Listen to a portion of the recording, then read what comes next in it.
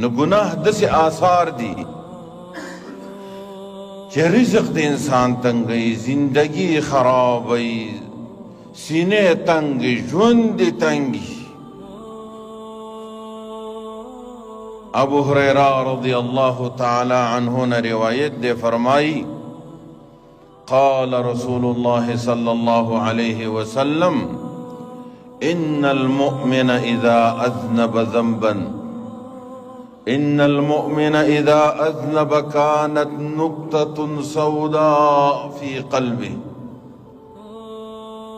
فإن تاب ونزع واستغفر صقل قلبه. مومن مسلمان چې کله گناہ ہوگی د په زړه کې یو تور داغ ولګي.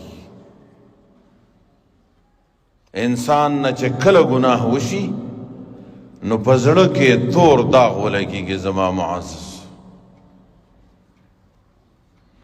نو که چېرته توبه وباسي،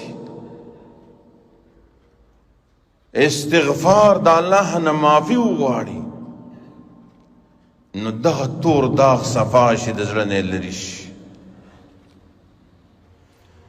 وان زادت که دا د ګناهونه زیات شي او توبه نه وباسي، دا تور داغ زیاتیږي.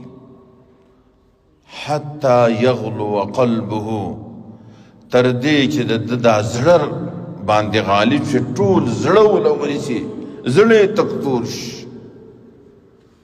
فذلك الران الذي